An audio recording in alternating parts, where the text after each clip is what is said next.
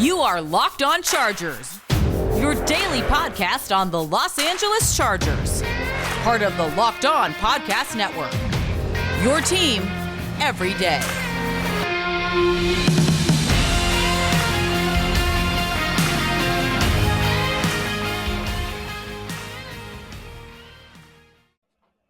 All right, you guys, today is the day. It's Crossover Thursday presented by Prize Picks, and you have the Locked On Chargers and the Locked On Chiefs on today's show, and I'm here with Chris Clark to get into this one. It's going to be a great matchup on Sunday Night Football, we hope, because it's going to be a big one. But make sure you guys are following the Locked On Chargers podcast and the Locked On Chiefs podcast, wherever you get your podcast from. Your team every day, available Monday through Friday, always for free, and always make sure you're subscribing to the YouTube channels as well. You want to make sure you're getting all the visual content too. But thank you guys for checking out the show today.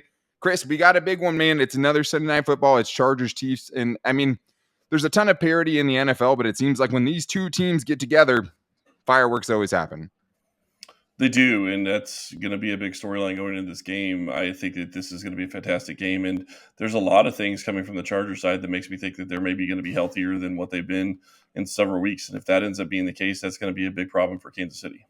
And unfortunately for the Chargers, it's crazy. I've covered them so long, and now it's like this somehow is the most injured I think I've ever seen them. But we will be getting into the biggest storylines for this game for the Chargers. It's always health. And I think for the Chargers, it's, hey, can you slow Mahomes down again? Because they've done a good job of it. They've kept these games close. They're going to need to do it again this week. And then we're also going to get into the biggest matchups from this game. Travis Kelce versus Derwin James is always the one that comes to my mind in this, and then we'll get into our game predictions as well. But Crossover Thursday, as always, is presented by our friends at Prize Picks. Prize Picks is so much fun and it's easy to play. No competing with other players, just you versus the projections available. Pick 2 to 5 players, and if they score more or less than their Prize Picks projections, you win up to 10 times your money on your entry. It can literally take less than 60 seconds to enter. It's that easy. We love Prize Picks, and we know that you guys will too. First-time users can receive a 100% instant deposit match up to $100 with the promo code LOCKEDON. It's prizepicks.com, promo code LOCKEDON. All right, Chris, well, let's get into this one. It's a big one. And when you're looking at the biggest storylines for two teams that always have a lot of storylines, and the two teams that have kind of separated themselves in the AFC West, thank God we're not covering the Broncos and the Raiders, right? That's always nice. But for this one, what do you think is the biggest storyline going in? Well, for me, it's got to be the health of the Chiefs. And I say that, and I feel like it's almost tongue-in-cheek, so I apologize because I know health is always your storyline. Chargers fans rolling their eyes everywhere, yeah. Well, but for Kansas City right now, like literally it was just announced, and we're recording this on Wednesday for the Thursday show, obviously. So it was announced that Kansas City had their starting 3 wide receivers out of practice today. That's a problem. That's huge, yeah. We knew that Juju was going to be out of practice with a concussion. Mecole Hardman is still out of practice with an abdominal issue. I don't know what that is. And MVS was out with an illness. So maybe they get MVS back for this game, but he hasn't been one of those guys that's been getting the offense going. That's been Juju. So, but it doesn't seem like Juju is going to be getting anywhere in the concussion protocol, and he may be out this week. And if they are missing him, that is a big loss for the Chiefs offense.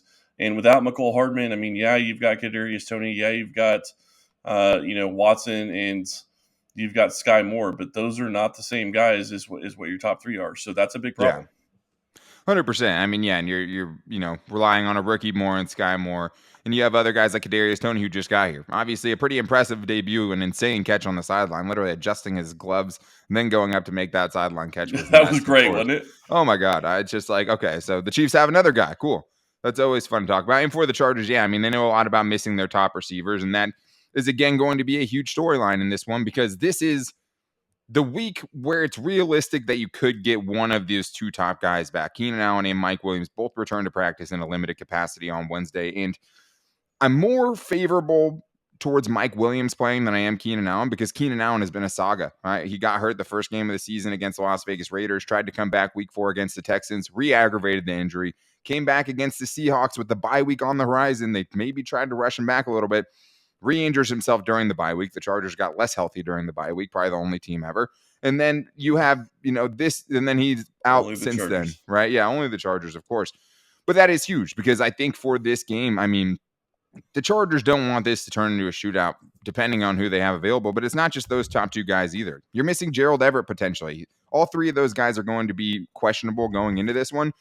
And if there's one thing that you saw last week, one of many things that went wrong for the Chargers in the second half where they got blanked and goose-egged by the 49ers was they lost Gerald Everett, right? And that was one of their top three playmakers at that point. They had Josh Palmer, Austin Eckler, and Gerald Everett as their top three playmakers. The Chargers backup tight end Donald Parham's already on injured reserve. So you're going to your third string guy in Trey McKitty, who is a blocking tight end coming out of Georgia, just not ready to get those meaningful snaps yet for this offense. And he showed that. He dropped a 35-yard touchdown pass in the last game. So for the Chargers, I mean, especially if they're going to have to keep up, which I think they will, I mean, getting one of those guys back, especially Mike Williams back, who we'll talk about in the biggest matchups, because I do think he's going to play, is going to be huge because that changes everything. I mean, Justin Herbert has been playing great the last couple of weeks, even without his weapons, but I think you saw it last week. Like, if you don't have those guys, there's certain teams you're just not going to be able to keep up with. Yeah, and I'm really curious to see if Mike Williams plays because he almost single-handedly got the Chargers to win in Kansas City. I was there for that game. That was brutal to watch. And the thing that I'm very curious about, and I'm not trying to say I expect he's going to shut him down, so I want to be very clear on that. Sure. But the thing I am curious about is Mike Williams presents such a hard matchup because it is his height, his size. Yeah, it's so hard. But now Kansas City has a guy in Joshua Williams who's playing, and he's playing pretty well. Yes, he's a rookie. Yes, he's going to get beat, and I get that. But he can actually somewhat match up size-wise. It's a question of whether or not he can compete with Mike Williams. And I'm not trying to say he's going to shut him down, but when you have somebody that's actually close to that size, that's going to make a big difference. Especially for Mike Williams, who has never created a ton of separation, right? I mean, that his thing is, I am bigger than you. I make contested catches. I think he's the best contested catch guy in the league. For I can my go up money, and get the ball. Yeah, exactly. And, being 6'4" obviously helps with that a lot. But for me, the biggest storyline besides that is just if the Chargers can slow down Mahomes again, because I go into a lot of these Chiefs matchups and I'm just like, I don't know how the Chargers keep up because to me, if the Chiefs get on a roll like they did against the 49ers, and they did against the Cardinals, as they did against the Buccaneers, I think it's over for the Chargers. I don't know if they have enough firepower to keep up. But Brandon Staley has been able to at least slow Patrick Mahomes down a little bit in some of these games, and I think you need that if you want to stay in it. I mean, the last game he throws for, mid 200s, 2 touchdowns, 6.7 yards per attempt, but the Chiefs only got 20 points offensively and then got the pick six from Justin Herbert on the, 99-yard pick six. It feels like one of these games could turn into a blowout if the Chargers aren't careful and if they can't keep doing what they have done to be able to at least slow down Mahomes a little bit. And I mean, he's a guy that you're never going to be able to fully stop. You just have to try to contain him. And I think with all the injuries that the Chargers have right now, they have to slow down the Chiefs a little bit just to keep themselves in the game, get to the end of the game, and hope something good happens. I mean, I think that is the game plan for the Chargers. Keep it close. Hope you can get those scores at the end of the game like they did last year, right? Went for it on a bunch of fourth downs last year. The only time they've beaten Patrick Mahomes at full strength, basically, besides the 2018 game, which was nuts. But recently, Brandon Staley's team has only beaten them once, and it was when they were able to slow Kansas City down. They went for a bunch of fourth downs. They kept it close. And at the end of the game, they get an interception off Mahomes, and the Chargers go down and get a game-winning touchdown drive. But that's easier said than done. And there's going to be some big matchups along the way that are probably going to decide whether that can happen. So we're going to get into that coming up after this. I think the biggest matchups, if we're going to talk about Mike Williams versus the Kansas City secondary because of what he's been able to do. And then Travis Kelce versus Derwin James, which is always, I think, the highlight of these matchups when you're talking about one-on-one guys and the things that could decide this game. But I do need to tell you guys about something that's very important to me. And of course, I'm talking about something that always makes my wife smile, and that is BlueNile.com. I'm still getting used to having a wife. There's one thing I've been able to hit with 100% certainty. You get something from Blue Nile, you will make your significant other happy. So whether you're looking to pop the question, have a milestone to celebrate, or you want to make your love sparkle, go to BlueNile.com. They can help your celebrations even more memorable. As the online jeweler, Blue Nile offers the largest selection of independently graded diamonds and pieces priced significantly lower than their traditional retailers. Blue Nile has helped millions of couples create the perfect engagement ring. Their easy online tools let you choose the diamond shape, size, clarity, as well as the setting style. And Blue Nile's bench jewelers will then help you handcraft the perfect one-of-a-kind engagement ring. If you need to pop the question, there's only one way to go, and it's Blue Nile. And if you have a picky wife like I do, sorry, Karina, I love you so much, you go to Blue Nile because they will get you exactly what you need. And they have people there that know a lot more about this stuff than I did. So they were able to help me get the perfect moment, set up the perfect moment for my wife. So shop stress-free with the holidays coming up, guys. Blue Nile is 100% satisfaction guarantee is the best. All Blue Nile orders are insured and shipped free in a discreet package. And they also offer overnight shipping, which I know we've all been doing some late holiday shopping throughout the years. But make your moment sparkle with Blue Nile. Go to BlueNile.com and use the code LOCKEDON to save $50 on your purchase of $500 or more. That's BLUENILE.com. Code LOCKEDON to save $50 on your purchase of $500 or more. BlueNile.com. Code LOCKEDON. I also need to tell you guys about something very close to me, and it's the holiday season, guys. And, getting stuck in Black Friday's crowd sucks. It's super uncomfortable. Shopping Tommy John's Black Friday sale from your couch, super duper comfortable. And if you can shop in your Tommy John's underwear, that's the best way to do it. I mean, that's the way to stay out of the crowd, stay out of the malls. When you give your loved ones Tommy John, they're that much more comfortable, so they can do everything better. And it's one of those things where, as I've gotten older, used to hate socks, used to hate underwear, right? For Christmas, that's the gift you don't want to see. Tommy John's has changed the game. You're looking for the best pair of underwear possible, the underwear you never have to think anything about. Tommy John's is what's going to get it done, because when you're not thinking about your underwear, that's a good thing, because that means they're not getting too uncomfortable. They're not riding up. They're not the wrong length. With Tommy John, you're getting the perfect pair of underwear. Every gift is backed by Tommy John's best pair you'll ever wear, guaranteed, or it's free. Shop Tommy John's Black Friday sale going on right now and get 30% off site-wide at TommyJohn.com/lockedon. 30% off everything, guys, right now at TommyJohn.com/lockedon. TommyJohn.com/lockedon. See site for details. All right, back here with this special crossover Thursday, and one of the crossover Thursdays that always delivers, historically, at least recently, for the Chargers and the Chiefs. Locked On Chargers here with Daniel Wade, and we also have Chris Clark from Locked On Chiefs going into this matchup. And I want to get into some of the best matchups of this matchup. And to me, it always starts, Chris, with Derwin James versus Travis Kelce. I don't think there's a player out there that can eliminate, Travis Kelce from a game plan. Don't think that player exists yet, as the evolution of the NFL and these super freak athletes get out there and guys are doing crazy stuff. I don't think it exists. But Derwin James, I think, is the closest thing to that dude, because he's physical enough to bring him down. We had that all-time moment in the first matchup this year, right? The pile driver moment near the goal line where it looked like Travis Kelce was going to coast into the end zone. Derwin James picks him up, puts him on his back.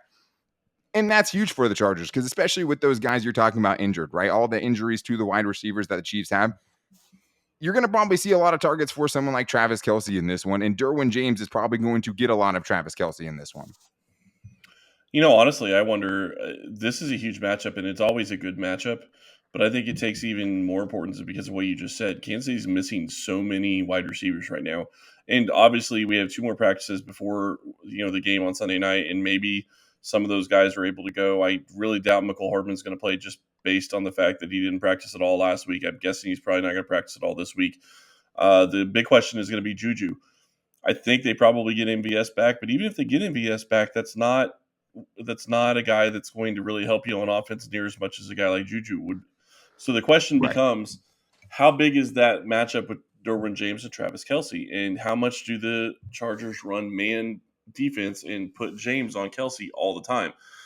Because the reality is if you have to start moving the ball around to other guys, you're going to have a question. If MVS plays, okay, yeah, you can throw it to him. Kadarius Toney is going to be a whole new ball game that you guys, that the whole league is going to have to try to prepare for. No, thank you. And I'm not fair enough.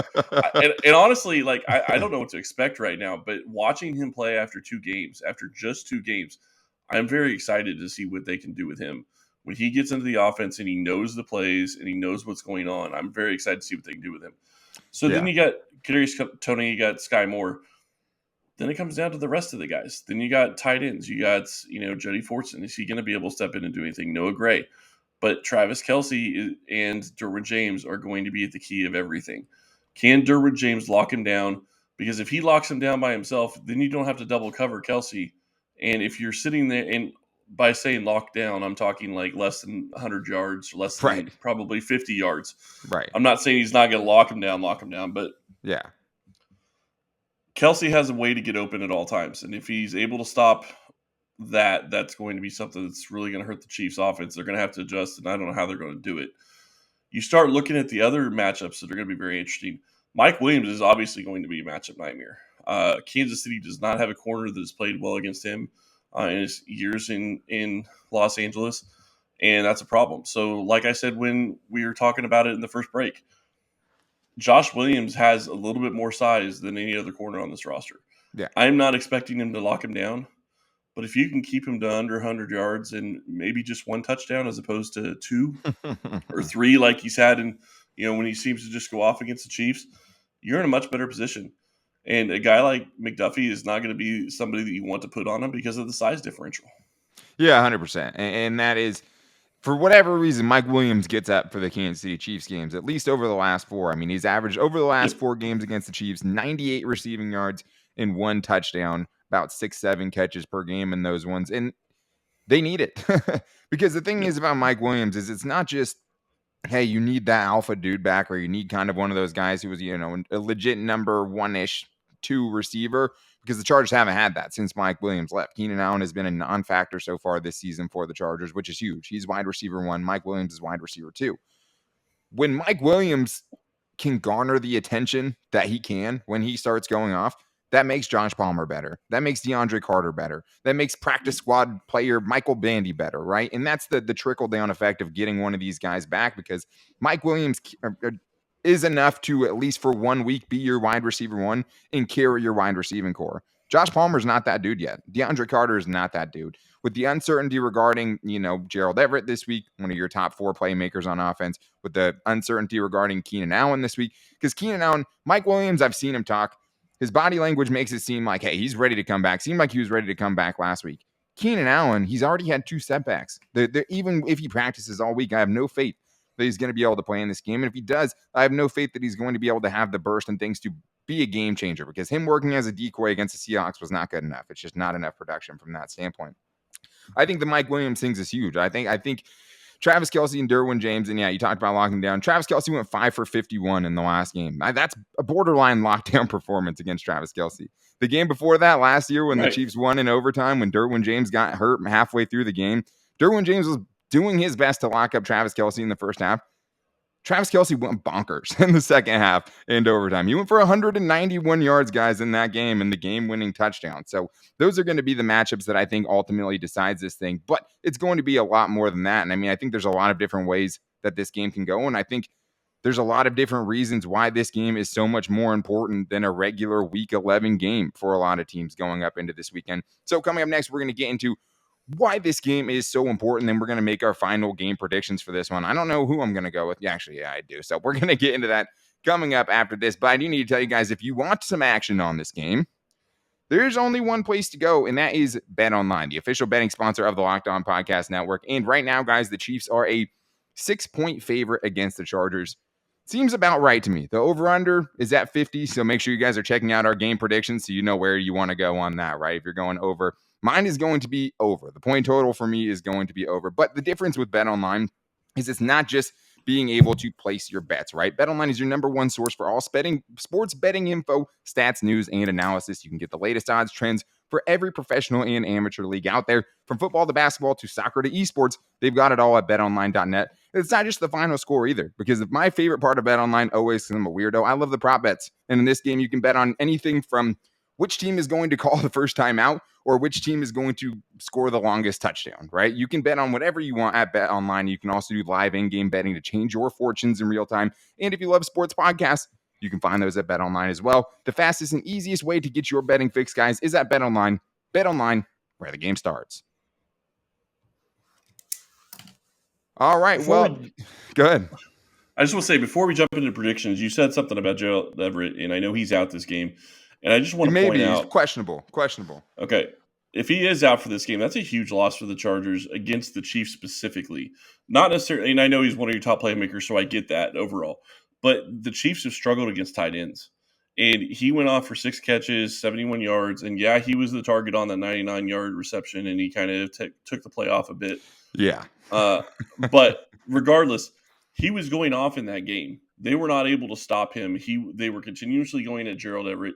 That 99-yard interception was a throw to him. It was another target for him. Red zone target, If he's out this game, that's a huge loss for that offense, not just because he's a good playmaker, but because Kansas City struggles with guarding tight ends.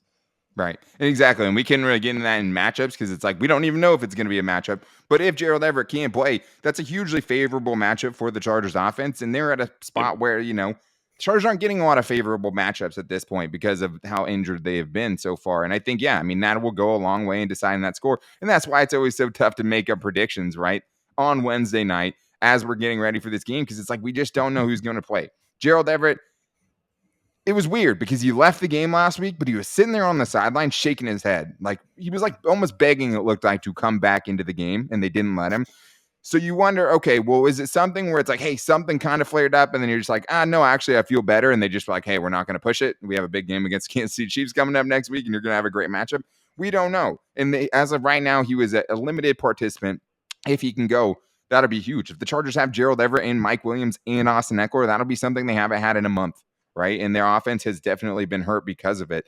And this is a game where I think they're going to have to keep up in some sense, depending on how this game actually plays out. But Chris, I know that David made you give the first prediction last time. So I guess I'll go first on this one as we talk about, let's talk about why this game is important, though. Because I think, first of all, this game is more important than even most divisional games, considering the stakes of what's available. Because for the Chargers, it's, hey, if you really want a chance at this division at all, you have to win. It's a must win for your divisional hopes this absolutely. season. Absolutely. Yeah. Because they go down 3 games if they lose. Sorry, that's all I want. Oh, no, that's exactly it. No, that's it. That goes right to the point. Like it's worth double. And the other thing is the Chiefs already got one, right?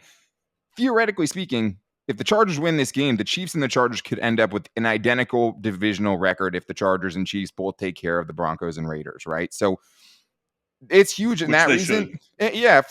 God, no, it's been so bad. But for the Chiefs, it's even more than that, right? Because Buffalo slipped up, right? That's a huge loss for the Chiefs. So for this game, I mean, both teams have huge stakes, even more than what we're normally seeing at this time of the year between these two teams. No, they absolutely do. And I think that's another thing that actually worries me a little bit about this game is that this is such a huge game for Kansas City when it comes to being able to compete in the division, compete in the AFC. Right now, they're in the driver's seat. If they win out, they're the number 1 seed. There's no way Buffalo can catch them. But and I want to be careful how I say this because I'm not going to say that they should win out. But if you look at the remaining schedule, they have maybe 2 games that you really question whether or not they should win. This is one of them this week. The next one is against the Bengals in a couple of weeks. And once you get past those 2 games, the rest of them should be games that the Chiefs should be favored heavily. And as long as they don't slip up in that regard, they should be the number 1 seed. But they have to get past the Chargers. And the Chargers, we'll see which Chargers team shows up, right? Because this is a Chargers team that's kept it close in almost every game. But one of the troubling trends for the Chargers is the second half stalling of the offense. Last week, they got shut out in the second half. And that's how they've gotten blown out in both games. With the Seahawks, they got blown out. Yeah, and the Jaguars, they got blown out in that game as well. Both of those games, the Chargers offense completely stalled in the second half, and the defense, which had kind of, been holding everything together with glue and duct tape, fell apart, and the Chargers offense wasn't able to respond. The Chargers are going to have to take some punches in this game and be able to respond to it. And for the Chargers, like I've said before to the Locked On Chargers fans, I think they need this game or the Titans game or the Dolphins game to make the playoffs as a wild card team, right? Just talking about overall record, getting to 10 wins. This is the only way the Chargers win the division is by winning this game. Do I think they're going to do it? No, I do not. So let's get into our final game predictions here because it is Wednesday. And the thing is I don't know how I would feel if I knew Trey Pipkins, a guy we haven't talked about so far, the Chargers starting right tackle, was going to play. I'd feel a lot better about this. If you told me right now that Gerald Everett, Mike Williams, and Keenan Allen were not only going to play, but they were going to look like their old selves and were going to be as close to fully healthy as we've seen them in a long time, I could potentially pick the Chargers to win because it is one of those things where these matchups have always come down to close games and one team ends up making a play at the end of the game. In the first matchup, it's the Chiefs taking a 100-yard pick six back. Yeah, I mean, Slater's out this game. I mean, obviously he's on injured reserve. Is your center back? And I'm sorry, I didn't Oh yeah, Corey Linsley is back. So I mean that they're middle dudes. Yeah, when you're going up against Chris Jones, yes. Well, and if you look back, Chris, what happened in that first matchup? Right, Corey Linsley got hurt in that first half. Yeah, no, and that changed everything in the second half. No, I absolutely agree with that. And like I said, I apologize. I should have seen whether or not he was back. I couldn't remember if he was. That will help them. But you're still missing your starting left tackle. You're still missing your top 2 wide receivers. Potentially, you're missing your starting tight end. Probably your top 2 tight ends, yeah, and your starting right tackle potentially. and Bosa's out. I mean, your defense is hurting, and you just lost another guy this week in the young defensive tackle. And I'm sorry, I don't remember They his name. lost 2 more defensive tackles last week. Tito Abonia, their rookie 5th-round pick, Yep, and also Abonia. There Christian you go. Covington. That's 4 defensive tackles for those counting at home, Chris, over the last 2 weeks. One of them was Jerry Tillery, who they released. I was going to say, and they released him. 4 Kansas City defensive tried to put in a tackles. claim. Yeah, I know, of course. How did Kansas City and the Raiders not know better than that? I mean, pre-draft priors are a real, very, very real thing. But the thing is, the Chiefs, though, are a team that's like maybe they can handle a little bit of, disruption or, trying to get the most out of guys. And they've been able to do that in the past. Okay, let's be fair on that, though. What was Kadarius Toney in New York? A problem, a headache. Yeah. And look at everything. And I know I'm diving into the details a lot, and I apologize okay. probably to your Chargers fans. But watching him play the first game was an eye opener for me because I did not expect to see a guy that was going to be working his butt off out there, blocking, sprinting to people to try to help them up, really getting in and trying to help his teammates and do whatever he could to be better. And that is what impressed me about Kadarius Toney. I'm not saying it's going to work out long term, but if he has that attitude, that says a lot compared to what everything we heard about in New York. So that's why it doesn't surprise me they would put in a claim for a guy like Tillery.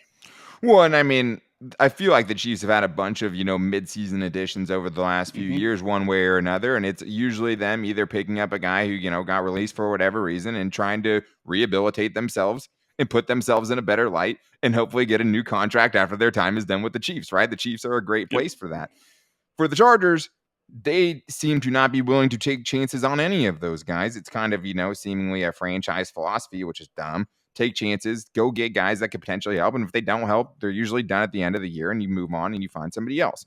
The Chargers have been, kind of skimming off of practice squads, skimming off of, rookie free agents and things like that as far as trying to replace some of these guys that are missing time, significant contributors for them.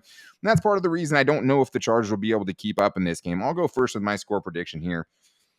I think the Chargers keep it close for some of the game, but I think this one gets away from them a little bit. I know these games have been really close, but given the uncertainty, given the potential, I mean, Chris, right now, if you told me that Gerald Everett, Mike Williams, right, and Keenan Allen are not going to play, I probably pick the Chiefs to win by 14. I don't know, but I think that's how much of a difference and how much is up in the air going into this matchup. The way it's here right now, I don't think the Chargers have enough firepower on offense or defense to win this game, frankly. I mean, I don't have faith in it. I mean, if they would have won last week against the 49ers and showed me, hey, even banged up, we can beat a good team on any given week, maybe I feel a little bit differently about it. But I think they're just a little too short in the health department right now, where I think they're going to give some teams some tough games. And I think that overall talent and the overall health at the end of these games is going to end up separating them from their opponents. So for this one, I have the Chargers going down 24-33 to the Chiefs on Sunday Night Football. Just a game where I just don't know if they can keep up. This game is going to be fascinating to me because there's so many variables that we just can't even begin to have any idea about right now. Is Mike Williams going to play? Is Keenan Allen going to play? Is Jared Everett going to play? Is your right tackle going to play? I mean, all those guys are going to make a huge deal into how the score ends up. And then you look at the Chiefs, and Juju's most likely out. That's huge to me. That's huge to me because I think he's the chain mover. At least from what I was watching, he's the guy that seems like he's built that trust up with Patrick Mahomes that can get them those third down conversions to kind of keep things moving. No, it's a huge loss. If he's not able to play, that is a huge loss for Kansas City. And the key here for me is with Bosa out, it's going to help the tackles, which they've struggled at times. So that could help Kansas City. But then you're also looking at MVS, who's had trouble with drops this year, like he has his entire career. Yeah. And you're dealing with a wide receiver that, Mahomes trusts to an extent, but doesn't seem to trust all the way in MVS as well. Right. So that's going to be a problem. And if Derwin James somewhat shuts Travis Kelce down, where are you going to move the ball? Where are you going to throw the ball? Who are you going to throw it to? Sky Moore hasn't been really involved in the office. Kadarius Toney is new. Can you use him? Yes, but is that really going to move the chains? Watson had a fantastic touchdown catch against the Chargers, but other than that, I mean, you're sitting here in a situation where pass catchers could really be a problem for Kansas City. And the right tackle was hurt. Andrew Wiley got hurt last game. It looks like he's probably going to play this game. I think that could help. I really wonder if Kansas City is going to be looking at trying to run the ball with all your injuries around the defensive line. it'd make a lot of sense for Kansas City to try to rack up 200 rushing yards. And I know that seems insane for a Chiefs team to do, but with all the wide receiver injuries, maybe you're going to have to go 2 and 3 tight ends for most of this game, and maybe that's the way you beat this team. Maybe it's a lower scoring game than you normally would expect. Maybe it's 27-17 or 27-20. Kansas City. I still think Kansas City wins. Yeah. Because the one thing that Kansas City has going in its favor in this game, more specifically than they have last week, was they're going to be up. They're going to be ready for this game. They will be focused for this game. Against the Colts, they lost that focus, but they will not overlook the Chargers. They know better than that, and the Chargers are a good team. Yeah, and I mean, they had a little close call against the Titans as well, right? So maybe that kind of recalibrates things for the Chiefs. And I mean, you don't have to give much up for divisional rivals. It's a little different when you're playing teams outside of the division. Teams don't like each other inside this division. I don't know. They may have to give something up for the Raiders and the Broncos later in the season. That might be a little bit more difficult. You're right. I mean, for these two teams who are both still in it, it's easy to get up for. When it's a potentially like a 2-11 Raiders team you're going up against, who knows, right? And Josh McDaniels, exactly. Great job, sir. But I mean, this one is going to be close. There's so much on the line, and let's be clear: the Chargers can win this game, right? I just don't have the faith that they can do it. They haven't shown me that they can show up on a consistent week-to-week basis, and first of all, they haven't shown me they can beat good teams. And I'm in a prove-it mode for myself, like. You beat the Raiders, you beat the Broncos, you beat the Browns, you beat the Falcons, right? Tell me which one of those is the good team. You beat the Texans. That's the only team. Right. This would easily be the biggest win for the Chargers. This would be a statement win for the Chargers, given the missing guys that they have right now. And it's going to be an all-time matchup on Sunday Night Football, I think. Do you want to guarantee how the Chargers lose? I'll tell you how.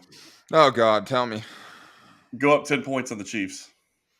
You go up more than 10 points on the Chiefs. Go up 10 points or more on the Chiefs. Patrick Mahomes will find a way to come back and win. It's what he does. It's sickening. Honestly, it makes me sick. It's done it, I think, 3 times this year. It's ridiculous.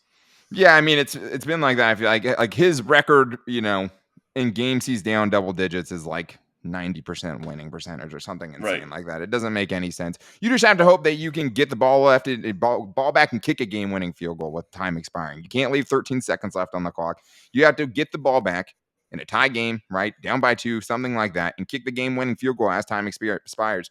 Maybe Dicker the kicker can come up with some more Dicker magic for this one. But that's going to wrap things up for the Locked On Chiefs and Locked On Chargers crossover Thursday episode. Especially thank you to Chris for coming on the show today. I mean, I know we always have fun talking about these two teams, and thank God these are the two teams that we have inside this division. So make sure you guys are subscribing and following the Locked On Chiefs and Locked On Chargers podcast wherever you're getting your podcast from. And you can find us every day if you're subscribing to our YouTube channel. So make sure you guys hit the subscribe button there. And thank you guys for following us and checking out today's show as well. We have a huge weekend coming up. Thank you guys so much for making us your first listen. If you need a second listen, make sure to check out Locked On Sports Today podcast. Catch up on the biggest stories of the day in sports all over the place. It's like SportsCenter and what it used to be, right? With Locked On Sports Today, you can get instant reactions, big game recaps, and the take of the day. So make sure you guys are checking that out wherever you get your podcast from. And make sure you guys are checking out the post-game shows for Locked On Chiefs and Locked On Chargers after this Sunday night show. I hope I'm not recording another sad 10:30 p.m. Pacific time show after this one, but it should be a great matchup. Make sure you're checking out Locked On Chiefs and Locked On Chargers afterwards. Until then, guys, take it easy, and we'll see you later.